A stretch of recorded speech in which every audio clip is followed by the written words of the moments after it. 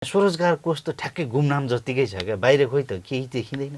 त्यो कानुनलाई दायाँ बायाँ गरेर हिँड्नु भनेदेखि अब लाठो ल्याएर बेसो कुनै सरकारकै निकाय छ होइन, त्यो हिँड्न सक्ने कुरा पनि भएन। होइन, नाम राखिएको छ युवा तथा साना व्यवसायी स्वरोजगार भनेर। अब युवाले चाहिँ प्रत्यक्ष तपाईँहरूसँगबाट केही बेनिफिटै लिन नसक्ने। युवा स्वरोजगार कोष भनिन्छ कि हामीलाई चाहिँ हरेक वर्ष राज्यले बजेट दिएको छ र।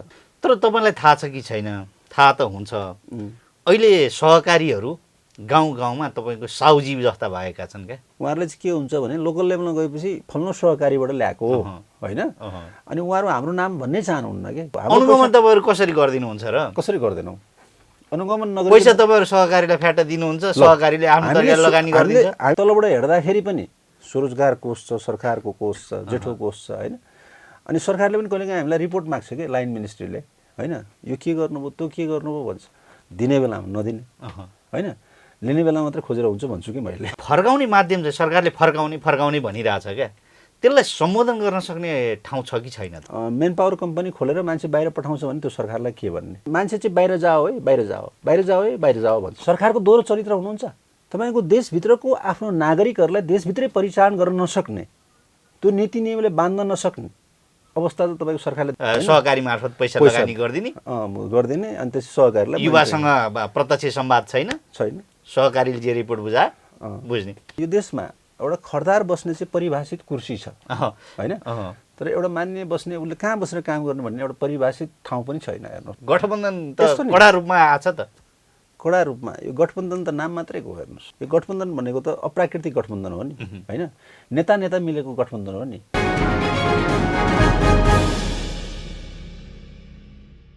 नमस्कार, कार्यक्रम साझा सरकारमा यहाँहरूलाई हार्दिक स्वागत छ। सूत्र टिभीको यस प्लेटफर्ममा राष्ट्रिय युवा तथा साना व्यवसायी स्वरोजगार कोषका उपाध्यक्ष डाक्टर कल्याण रोकालाई निम्ति आएका छौँ। उहाँ राजनीतिक अर्थशास्त्री पनि हुनुहुन्छ र पछिल्लो समय नेकपा एमाले उहाँलाई उदयपुर क्षेत्र नम्बर 1बाट प्रतिनिधि सभा सदस्य उम्मेदवारको लागि सिफारिस समेत गरेको छ। आउनुहोस् उहाँसँग युवा स्वरोजगार तथा राजनीतिका विषयमा आधारित रहेर कुराकानी गरौँ। स्वागत छ यहाँलाई कार्यक्रममा। धन्यवाद। तपाईँ एउटा राजनीतिक अर्थशास्त्री है। अब अध्ययनका हिसाबले या समाजलाई व्याख्या गरेको हिसाबले? अध्ययनका हिसाबले र समाजलाई व्याख्या गरेको दुईटैको हिसाबले राजनीतिक अर्थशास्त्री भन्दा पनि राजनीतिक अर्थशास्त्रको विद्यार्थी, त्यसरी बुझ्नु होला। अहिले तपाईँ युवा तथा साना व्यवसायी स्वरोजगार कोषको चाहिँ उपाध्यक्षको हैसियतमा हुनुहुन्छ। ठ्याक्कै अहिले कोषले के गरिरहेका छन्? अब कोषले त त्यही युवाहरूलाई स्वरोजगार बनाउने काम गरिरहेको छ, तर अब जसरी जुन स्पिडमा एउटा प्रत्यक्ष लगानीको माध्यमबाट युवाहरूलाई स्वरोजगार बनाउनु पर्थ्यो, अब त्यसमा पुरानो संरचना, पुरानो ऐन नियम, हामी अहिले बैङ्क, वित्तीय संस्था र सहकारी संस्थाहरू मार्फत युवाहरूलाई स्वरोजगार बनाउने काम गरिरहेका छौँ र अहिलेसम्म लगभग 90,000 मान्छे। तर होइन, स्वरोजगार कोष त ठ्याक्कै गुमनाम जतिकै छ क्या, बाहिर खोइ त केही देखिँदैन। कसरी गुमनाम जस्तो छ? अहिले मुलुकमा चाहिँ नै आर्थिक अभाव छ, ब्याङ्कहरूले पैसा रिलिज गर्न सकिरहनु भएको छैन। यो अवस्थामा हामीले हाम्रा वित्तीय साझेदारी संस्थाहरू मार्फत भकाभक लगानी गरिरहेका छौँ। तपाईँ स्वरोजगार कोष अहिले आएर हेर्ने हो भनेदेखि दिनमा चाहिँ 20वटा 30वटा फाइलहरू स्वीकृत भइरहेका छन्। भित्रभित्रै होइन। अब यो के छ भन्दाखेरि नि यो आम युवा माझमा त कोष पुग्नै सकेको छैन नि त। त्यसको म लिमिटेसन भन्दैछु। हामीलाई के भनिएको छ भने हामी ऐन नियम र कानुनभन्दा बाहिर गएर त काम गर्न सक्दैनौँ। म चाहन्थेँ सबै युवाहरूलाई लाइन लगाएर भटाभट उद्यमशीलता सृजना गरौँ, पैसा वितरण गरौँ होइन, तर त्यस्तो स्थिति छैन। हामी बैङ्क, वित्तीय संस्था र सहकारी संस्था मार्फत चाहिँ लगानी गर्छौँ। अब एउटा निश्चित सूचना खुलाइसकेपछि हामीले चाहिँ सहकारी संस्थाहरूलाई देशैभरिबाट होइन आवेदन सङ्कलन गर्छौँ। हाम्रो निश्चित एउटा मापदण्ड छ, त्यो मापदण्डका आधारमा जो सहकारीले निवेदन दिनुहुन्छ, आवेदन दिनुहुन्छ, अनि त्यो सहकारी संस्थाहरूको मापदण्ड पुगेको नपुगेको हामी छानबिन गर्छौँ। त्यसपछि हामी अनुगमन गर्छौँ, अनि अनुगमन गराएर तपाईँको हाम्रो चाहिँ मूल्याङ्कन प्रणाली छ, त्यो मूल्याङ्कन प्रणालीबाट पास गरेर हामी चाहिँ उहाँहरूलाई सम्झौताका लागि बोलाउँछौँ होइन। तर एउटा सत्य कुरा के हो भने हामी त कोष त टिक्रीका सेन्टरमा एउटै छौँ नि, हामीसँग चाहिँ त्यही 50-55 जना कर्मचारीहरू हुनुहुन्छ होइन। अब 25-30 जना जति अफिसरहरू हुनुहुन्छ। 25-30 जना अफिसरले त्यो देशव्यापी रूपमा दौडिँदाखेरि नि हाम्रो जुन ह्युमन रिसोर्स छ, मानवीय स्रोत छ, त्यसले त 77 जिल्ला कभर गरेको छ। तर अब हामीले अपेक्षित प्रतिफल पाउनको लागि त हामीले के गर्नु पर्यो भन्दाखेरि त्यही अनुसारको संरचना निर्माण गर्नु पर्यो, त्यही अनुसारको मानवीय स्रोत साधनको व्यवस्था गर्नु पर्यो। होइन, नाम राखिएको छ युवा तथा साना व्यवसायी स्वरोजगार भनेर। अब युवाले चाहिँ प्रत्यक्ष तपाईँहरूसँगबाट केही बेनिफिटै लिन नसक्ने, सहकारीतिरबाट धाउनु पर्ने अवस्था भएपछि त कसरी बेनिफिट हुन्छ? तपाईँले भनेको सत्य कुरा हो होइन। अब यसलाई सहकारी लगानी कोष भनियोस् वा चाहिँ नि तपाईँको यसको नियम कानुन चेन्ज गरियोस् भनेर त म त्यहाँको कार्यकारी उपाध्यक्षको हिसाबले धेरैपल्ट लडेँ। तर मैले आफैले चेन्ज गरेर हिँड्न सक्ने कुरा त केही छैन होइन। त्यसैले अहिले सहकारी संस्था, ब्याङ्क, वित्तीय संस्थालाई वित्तीय साझेदार बनाएर जुन हामीले स्वरोजगारी सृजना गरिरहेका छौँ भन्ने दाबी छ नि हाम्रो, अब त्यहाँ सहकारीमा गएपछि नि आफ्नो सेयर सदस्यबाट बाहिर निस्किने सम्भावना त भएन होइन। र हामीले भन्दै आएको कुरा के हो भने यो हामी चाहिँ बिचको बाटो छोडेर हामी प्रत्यक्ष लगानीमा जाउँ, हाम्रा स्वरोजगार कोषका जिल्ला स्थित संरचनाहरूलाई बलियो बनाऊँ होइन, गाउँपालिका नगरपालिका स्तरसम्म पुगौँ होइन। त्यसो गर्दाखेरि चाहिँ वास्तवमा के हुन्छ भने युवा उद्यमशीलताको विकास हुन्छ, हामीले पनि काम गरे जस्तो देखिन्छ। अब यहाँ चाहिँ एउटा सहकारी संस्थालाई पैसा दियो, अब उसले आफ्नो सेयर सदस्यबाट बाहिर नआएपछि त लक्षित समुदाय पुग्न सक्ने कुरा त भएन होइन। त्यहाँ पनि पहुँच भएकाले पाउने भए, पहुँच भएकाले पाउने भए। त्यस कारणले मैले भन्न खोजेको कुरा के हो भन्दाखेरि मैले सुरुदेखि नै त्यहाँ उपाध्यक्ष भएपछि पटक पटक भन्दै आएको कुरा के हो भने यसलाई युवा स्वरोजगार कोष नभनेर कि त सहकारीको लगानी कोष भनियोस् होइन। अब होइन, युवा स्वरोजगार कोष नै भनिने भने यसको लक्षित समुदाय जुन छ त्योसँग पुग्न सक्ने एउटा बाटो चाहिँ हामीलाई खुला गरियोस् भन्ने मेरो माग छ होइन। र त्यो मागमा मैले जो सरकारहरू आए पनि एउटा उपाध्यक्षको हिसाबले कति दूरीसम्म र त उपाध्यक्षको हिसाबले मैले त अब आफ्नो लाइन मिनिस्ट्रीलाई भन्ने हो होइन, नीति नियम जसले बनाउँछ उसलाई भन्ने हो होइन। तर दुर्भाग्य के छ भने एउटा नीति बन्नको लागि, एउटा नियम बन्नको लागि, एउटा कानुन बन्नको लागि तपाईँको यो देशमा जुन एउटा लम्बितान प्रक्रिया छ नि होइन, अब त्यसले नै तपाईँको समस्या क्रिएट गरेको छ। समस्या तपाईँको कार्यकालभित्रै सिध्याउनु पर्यो क्या ल, युवाले त कमसेकम तपाईँलाई सम्झिनु पर्यो नि। म त 2 दिनभित्रमा त्यो काम गर्न चाहन्थेँ होइन। तर तपाईँलाई एउटा कुरा के छ भने एउटा मान्छेको टेन्युर 2 वर्ष 3 वर्ष 4 वर्ष हुन्छ होइन। तपाईँले चाहिँ प्रक्रिया सुरु गर्नुहोस्। अब त्यो प्रक्रिया सुरु गर्दाखेरि तपाईँको चाहिँ पहिले नै के गर्नु पर्यो, बोर्ड मिटिङ बस्नु पर्यो, कानुन मन्त्रालयको, अर्थ मन्त्रालयको एप्रुभल लिनु पर्यो होइन। त्यो एप्रुभल लिएर एउटा चाहिँ ड्राफ्ट गरियो भनेदेखि अब त्यो चाहिँ तपाईँको क्याबिनेटमा गइसकेपछि त्यहाँ चाहिँ विधेयक समिति छ के छलफल एउटा ऐन, एउटा नियम परिवर्तन गर्नको लागि जुन हामी कहाँ एउटा लम्बितान प्रक्रिया छ नि, परिवर्तन चाहने मान्छेहरूलाई र छिटो परिणाम निकाल्नु भन्ने मान्छेहरूलाई समस्या भनेकै त्यही हो। यो त युवा स्वरोजगार कोषको पर्सपेक्टिभबाट मैले देखेको। तर अरू ठाउँमा पनि हाम्रा जुन फङ्सनिङ निकायहरू छन्, कार्यान्वयन गर्ने निकायहरू छन्, सबै ठाउँमा त्यही हो। अब यहाँ चाहिँ पुरानो खालको नियम छ, पुरानो खालको कानुन छ। त्यो कानुनलाई दायाँ बायाँ गरेर हिँड्नु भनेदेखि अब लाठो ल्याएर बेसो कुनै सरकारकै निकाय छ होइन, त्यो हिँड्न सक्ने कुरा पनि भएन। त्यो ट्र्याकबाट हिँड्दाखेरि तपाईँले सोचे जस्तो, मैले सोचे जस्तो बाटो छैन होइन। यो बाटो बनाइदियो न भन्दाखेरि तपाईँको चाहिँ भनेपछि तपाईँ त्यहाँ जाने अब डे टु डे हाजिर गर्ने काम मात्रै भयो होइन, त्यस्तो होइन। तपाईँको हामीले के गरेका छौँ भन्दाखेरि हामीसँग जे स्रोत साधन छ, मानवीय स्रोत, वित्तीय स्रोत होइन, यी सबै स्रोत साधनको हिसाबबाट हामीले चाहिँ म्याक्सिमम युटिलाइजेसन त गरेका छौँ। तर स्वरोजगार कोष चाहिँ अहिले 77 जिल्लामा पुगेको अवस्था छ होइन। यसले चाहिँ डे टु डे फङ्सनहरू गरिरहेको छ। तर 77 जिल्लामा पुग्यो, तर युवासम्म चाहिँ पुगेन क्या। कस्तो समस्या हेर्नु न, युवासम्म ठ्याक्कै पुगेन भन्न पनि म सक्दिनँ, ठ्याक्कै पुग्यो भन्न पनि सक्दिनँ। जस्तो एउटा बेरोजगार युवाहरू म कहाँ आउनुहुन्छ नि, म उहाँको प्रोजेक्ट सुन्छु, सबै कुरा सुन्छु, म त उहाँलाई तुरुन्तै लगानी गरिदिउँ भन्ने धारणा छ नि त मेरो होइन। अब त्यो धारणा छ तर पनि म सक्दिनँ। त्यो सहकारी संस्थामा पैसा जानेछ त्यतापट्टि यसो गरेर भन्नुहोस् न भन्ने भन्दा विकल्प केही छ त मेरो? रेफरेन्स लिनु पर्यो हेर्नु त, दुःखदायी कुरो होइन। अनि त्यसपछि अब यो देशमा चाहिँ के छ भन्दाखेरि वास्तवमा युवाहरूलाई के भन्ने घाँस हाल्ने काम त गरिरहेछ। यो घाँस हाल्ने भन्नु अलिकति अब सिधै मैले भन्न खोजेको आश्वासन दिने काम भएको छ कि। अनि सबै युवाहरूले अब सरकारले गर्ला होइन, अथवा सरकारले युवाहरूलाई पनि हेरिरहेको छ भन्ने खालको एउटा धारणा चाहिँ छ। अब जस्तो अर्थ मन्त्रालयबाट तपाईँको अर्थमन्त्रीले बजेट भाषण भन्नुहुन्छ, हरेक गाउँपालिकामा नगरपालिकामा 500 का दरले युवाहरूलाई के गरिन्छ, उद्यमशीलता सिर्जना गरिनेछ भनेर भन्ने छ। तर खोइ त मेकानिजम संरचना खोइ त होइन। अनि त्यसपछि खोइ त वित्तीय स्रोत। अनि त्यतिकै तपाईँको बजेट भाषणमा भनेर मात्रै त हुँदैन नि। विदेश जाने युवाहरूलाई भनिन्छ तपाईँहरू चाहिँ विदेश धेरै नबस्नु, सिप सिकेर आउनुहोस्, देशभित्रै उद्यमशीलताको विकास गरौँ होइन, देशभित्रै उत्पादनको काममा तर प्लानिङ दिने ठाउँमा त तपाईँहरू पनि हुनुहुन्छ नि। कसरी हामी त कार्यान्वयन गर्ने निकाय हो। हामी प्लानिङ, हामीले चाहिँ के हो भने हामीलाई दिएका कुराहरू कार्यान्वयन गर्ने निकाय हो, हामी नीति नियम बनाउने मान्छे त होइन नि त। तर सुझाव त दिन सक्यो नि, हामीलाई यो आवश्यकता छ, ग्राउन्डमा यो छ भनेर त सुझाव त कति दियो होइन, लेखेर दियो, सेमिनार गरेर दियो, ड्राफ्ट गरेर दियो होइन। त्यसपछि भनौँ न रोजगारी र स्वरोजगारीका जति पनि प्रोपोगन्डाहरू देशमा छन् यी वास्तवमा के हो भन्दाखेरि त्यो कार्यान्वयन गर्ने निकाय फितलो भनेर म भन्दिनँ। कार्यान्वयन गर्ने निकाय सक्षम हुँदाहुँदै पनि राज्य संयन्त्रबाट जुन खालका एउटा चाहिँ झन्झटिला नियम कानुन र प्रक्रियाहरूका जुन कुराहरू छन् त्यसले गर्दाखेरि चाहिँ अपेक्षित परिणाम आउन नसकेको हो। तर हामीले त अपेक्षित परिणाम निकालेका छौँ। हामीले कसरी अपेक्षित परिणाम, विजयको माध्यम सही अहिलेसम्म कति युवाले चाहिँ 90,000 रोजगार कोषबाट चाहिँ सुविधा 90,000 90,000 हजुर। त्यसमा चाखलाग्दो विषय के छ त?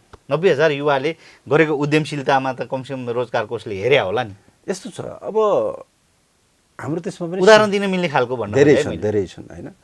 अब जस्तो हाम्रो 1 करोडसम्मको चाहिँ हामी सहकारी संस्थाहरूलाई म्याक्सिमम लगानी गर्न सक्छौँ। तर हाम्रो सीमा चाहिँ के छ भन्दाखेरि 2 लाखदेखि 5 लाखसम्म होइन एउटा व्यक्तिलाई चाहिँ सहकारी संस्थाहरूले ऋण मार्फत कर्जा प्रवाह गर्न सक्नुहुन्छ।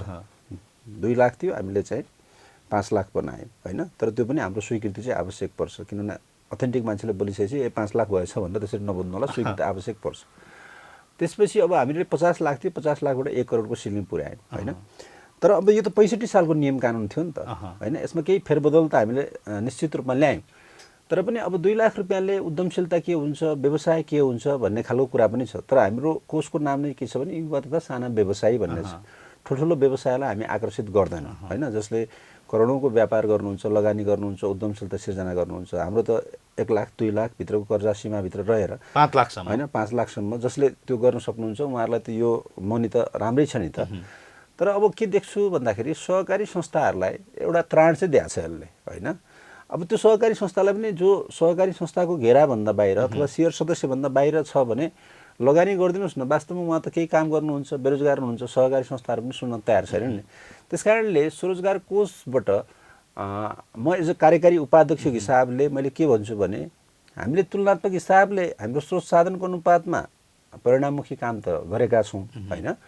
तर जति गर्नुपर्ने हो, जति गर्न सकिन्थ्यो, जुन खालको सोच हामीसँग थियो, अब त्यसमा हाम्रो चाहिँ वित्तीय कन्स्ट्रेन्ट होइन, अब ह्युमन रिसोर्सको कन्स्ट्रेन्ट, लिगल फ्रेमवर्कको कन्स्ट्रेन्ट, यो कारणले गर्दाखेरि चाहिँ हामीले चाहिँ त्यति धेरै परिणाम काम गर्न नसकेको कुरा सत्य हो। अथवा काम गर्न नसकेको होइन, काम गर्न सकेको तर लक्षित समुदाय पुग्न नसकेको कुरा सत्य हो।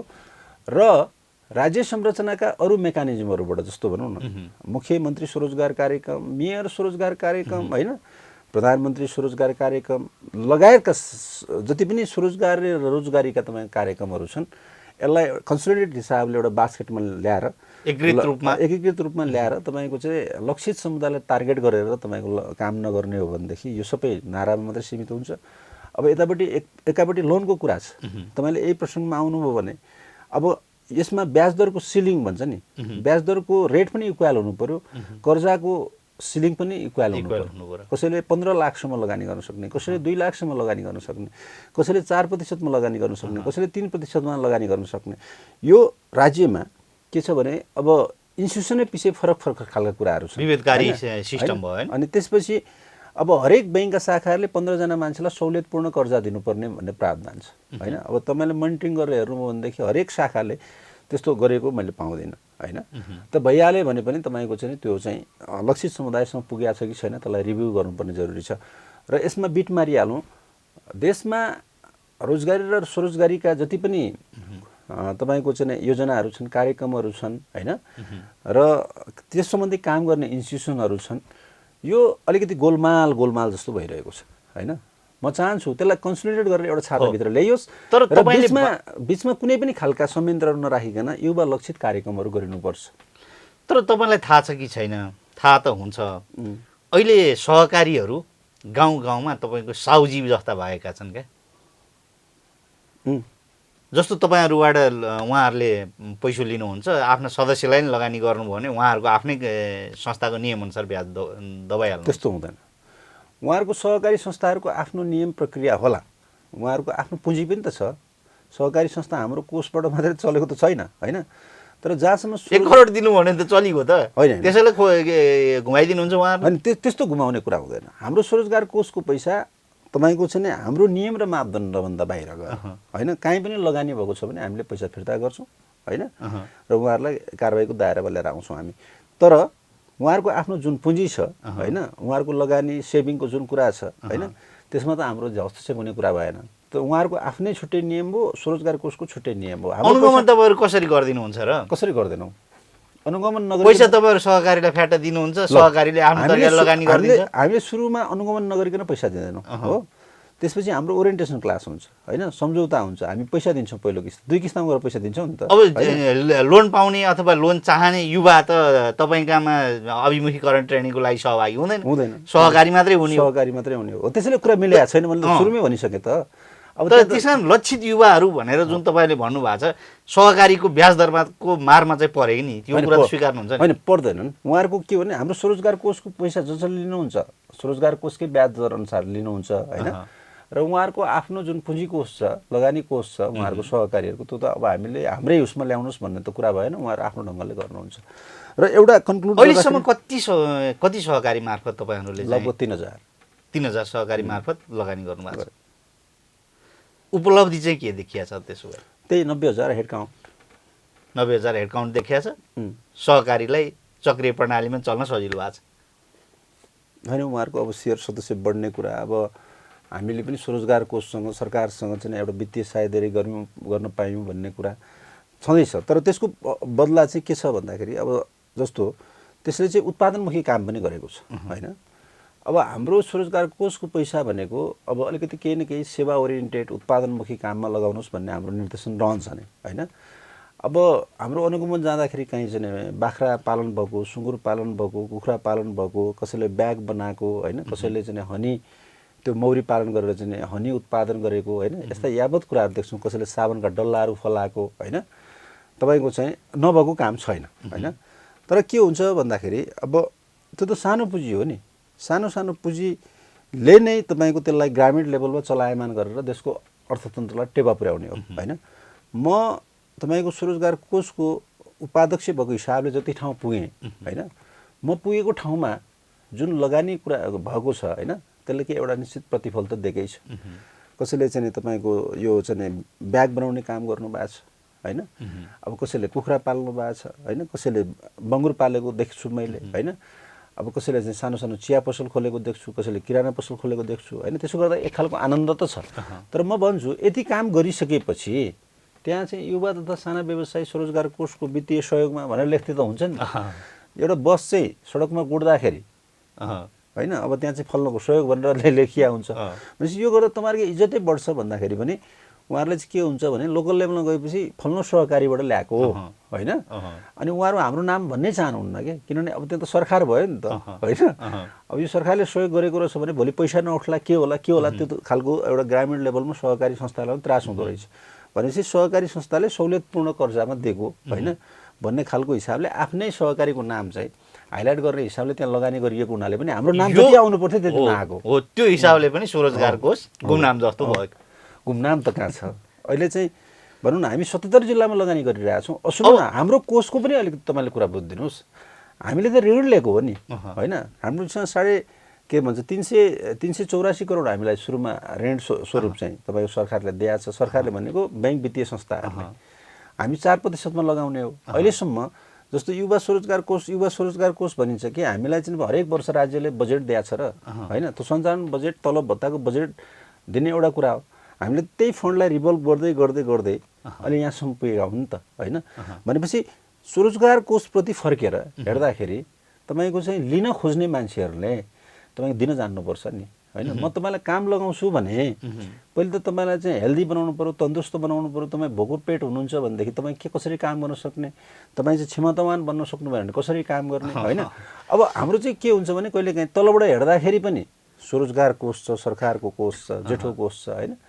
अनि सरकारले पनि कहिलेकाहीँ हामीलाई रिपोर्ट माग्छ कि लाइन मिनिस्ट्रीले होइन यो के गर्नुभयो त्यो के गर्नुभयो भन्छ दिने बेलामा नदिने होइन लिने बेला मात्रै खोजेर हुन्छ भन्छु कि मैले होइन र त्यस्तो खालको कुरा छ र यसले समग्रमा के हो भन्दाखेरि हाम्रो कोष जुन ढङ्गको युवाहरूको अपेक्षा कोषप्रति युवाहरूको अपेक्षा छ त्यो अपेक्षालाई हामीले प्रत्यक्ष हिसाबले पुरा गर्न सक्ने सम्भावना छैन होइन र दोस्रो कुरा हामीसँग जे स्रोत साधन छ त्यो स्रोत साधनको हिसाबमा जे जति काम गरेका छौँ हाम्रा निश्चित ऐन कानुनभित्र रहेर होइन त्यसमा म चाहिँ सन्तुष्ट छु।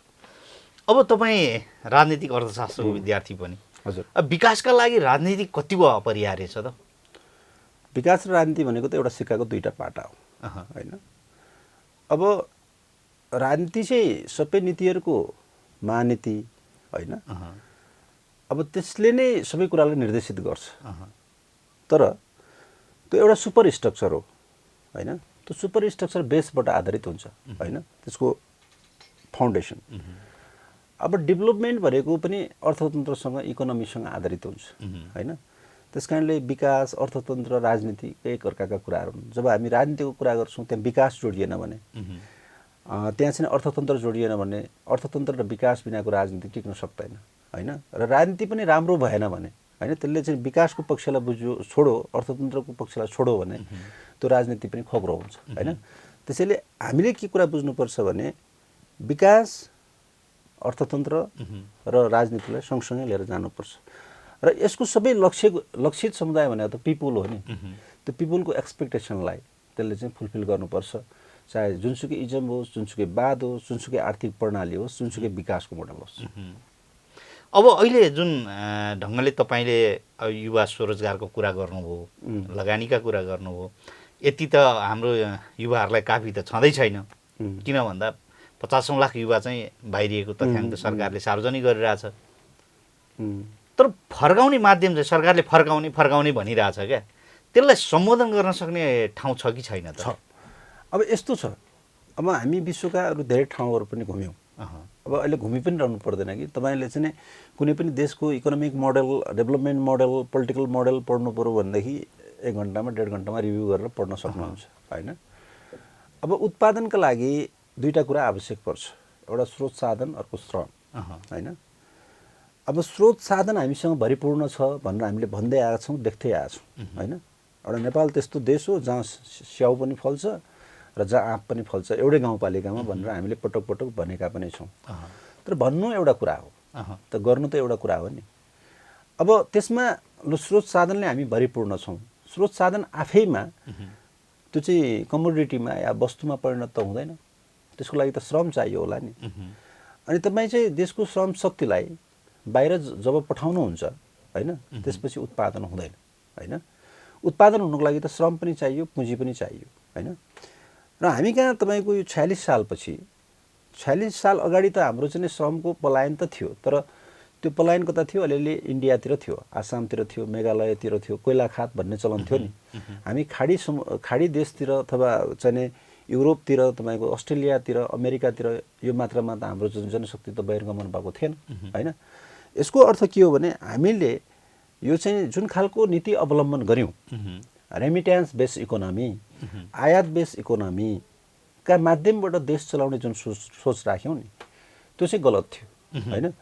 अब जस्तो भनौँ न तपाईँको चाहिँ हामी कहाँ मेन पावर कम्पनीहरू कहिले खुले लो तपाईँले चाहिँ हिस्ट्री हेर्ने भन्दा 46 सालभन्दा अगाडि त थिएन होला त्यो 46 साल पछाडि नै खुले नि। कुन सरकारले खुलायो त त्यो भन्दाखेरि कुनै सरकारले खुलायो होला नि त। भनेपछि मेन पावर कम्पनी खोल्नुको उद्देश्य भनेको त हाम्रो श्रम शक्तिलाई बाहिर पठाउने नै हो नि त होइन। भनेपछि त्यो जुन सरकारले खोलेको छ मैले यो सरकार त्यो सरकार नभनौँ किनभने त्यो कन्टिन्युटी छ नि त होइन। भनेपछि त्यसलाई प्याकेजमै हेर्ने हो भनेदेखि मेन पावर कम्पनी खोलाएर ओरिएन्टेसन गरेर मेडिकल चेकअप गरेर हाम्रो मान्छे चाहिँ ठिक छ है तिमीहरू लगेर काम लगाऊ भन्ने सरकार होइन त्यो लायक हो कि नलायक हो देशको डेभलपमेन्टको पर्सपेक्टिभबाट देशको इकोनोमिक यो चाहिँ के भन्छ आत्मनिर्भर इकोनोमीको हिसाबबाट यसो हेर्दाखेरि त श्रम बिना उत्पादन हुँदैन। उत्पादन गर्ने महत्त्वपूर्ण एउटा कम्पोनेन्ट चाहिँ बाहिर पठाउनको लागि तपाईँको मेन पावर कम्पनी खोलेर मान्छे बाहिर पठाउँछ भने त्यो सरकारलाई के भन्ने होइन। अब अहिले सरकारका पनि ड्युल खालका कुराहरू छन्। अब श्रम तथा रोजगार मन्त्रालय छ नि अब हामी एकातिर सरकारबाट के भनिरहेछौँ भन्दाखेरि देशभित्र उद्यमशीलता सृजना गर्नु पर्यो होइन। हाम्रो चाहिँ आयात बेस इकोनोमीलाई चाहिँ उत्पादनमुखी अर्थतन्त्र निर्माण गर्नु पर्यो होइन। र देशभित्रको श्रम शक्तिको परिचालन गरेर देशलाई सबल सक्षम बनाउनु पर्यो, समृद्ध बनाउनु पर्यो भन्ने एकातिर कुरा छ। अर्कोतिर के छ भन्दाखेरि सरकारले नै के गर्छ भने श्रम तथा रोजगार मन्त्रालय खुल्छ, वैदेशिक रोजगार बोर्ड खुल्छ होइन, अनि त्यसपछि प्रवर्धन बोर्ड खुल्छ होइन। अनि त्यसपछि मान्छे चाहिँ बाहिर जाओ है, बाहिर जाओ, बाहिर जाओ है, बाहिर जाओ भन्छ। सरकारको दोहोरो चरित्र हुनुहुन्छ होइन। ठिक छ, पिपुलको मोबिलिटी स्वतन्त्रताको कुरा हो, तर सरकारले नै नीति नियम बनाएर होइन।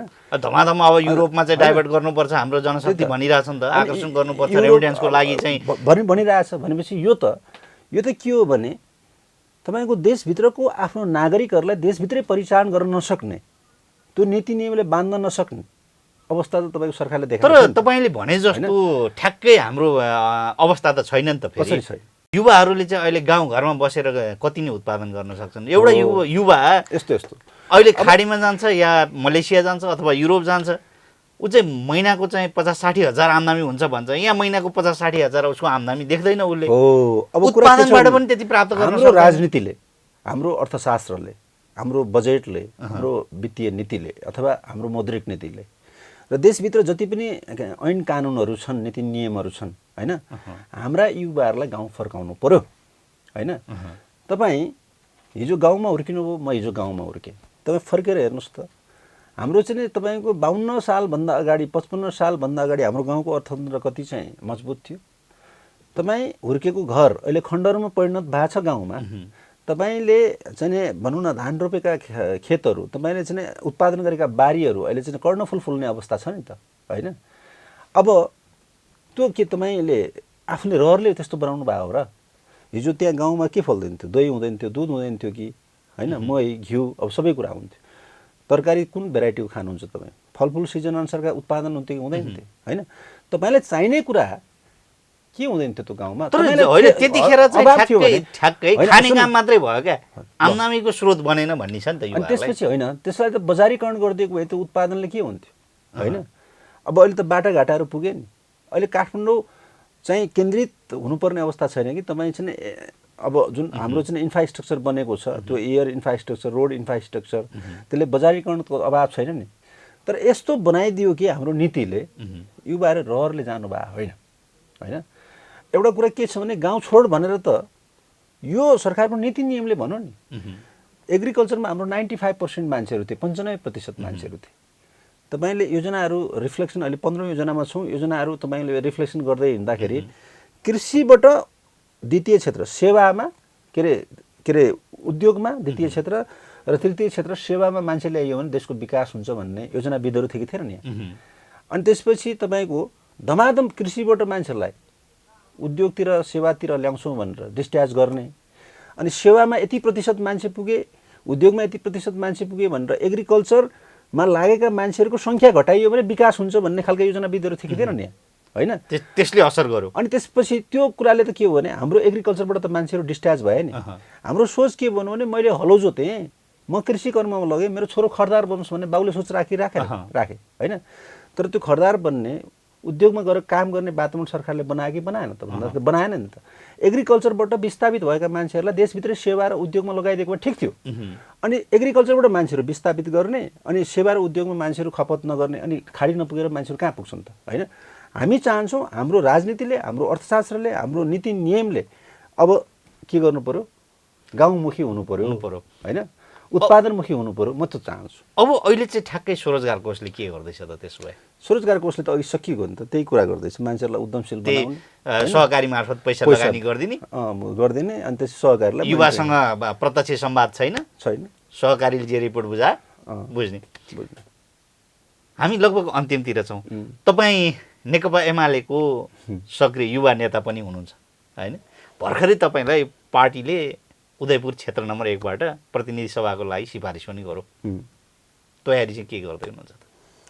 अब पार्टीले पत्याएको खण्डमा गएर चुनाव लड्ने तयारी गर्दैछु। उपाध्यक्ष पद छोडिदिने अब स्वरोजगारको पार्टीले, अब यो पनि पार्टीले दिएको पद हो। अब पार्टीले यतापट्टि काम गरौँ भन्यो भने अब गएर चुनाव लड्नुको विकल्प जिम्मेवारी आयो नि। तर नेताहरू फेरि चुनाव जितेपछि या अथवा चुनाव पछाडि खोइ जनतासँग कुनै एट्याचमेन्टै हुँदैन भन्ने गुनासो छ क्या। यस्तो छ, अब दुईवटा कुरा के हो भने राजनीति केका लागि गर्ने, राजनीति भनेको के हो होइन।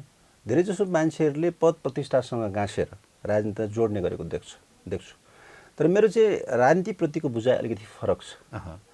अब राजनीतिप्रतिको बुझाइ भनेको के हो भने राजनीतिले नीति बुझेन, नियम बुझेन, परिवर्तन बुझेन भने त्यो राजनीति चाहिँ जनताको पक्षमा पनि हुँदैन र आफूलाई राजनीतिमा लागेको गौरवबोध हुने अवस्था पनि सृजना हुँदैन।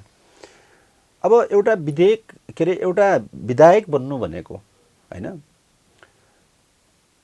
समग्र मुलुकको तपाईँको नीति नियमका ग्यापहरू पत्ता लगाएर होइन, अघि जुन हामीले ग्यापहरू देख्यौँ नि त्यसलाई चाहिँ तपाईँको परिपूर्ति गर्ने होइन एउटा माध्यम चाहिँ तपाईँको हाम्रो व्यवस्थापिका हो। तर यसपालिको निर्वाचन सुन्नु व्यवस्थापिका हो। तर म तपाईँलाई एउटा कुरा के भन्छु भने 46 सालभन्दा अगाडि त्यस्तो ठाउँ थियो कि थिएन मलाई भन्दिनँ, तर 46 साल पछाडि हामी अहिलेसम्म अब 79 सालसम्म आइसक्दाखेरि धेरै मान्छेहरू मान्ने बने नि त होइन। अथवा प्रतिनिधि सभामा हामीले चाहिँ प्रदेश सभाको पनि अभ्यास गरेर आयौँ होइन।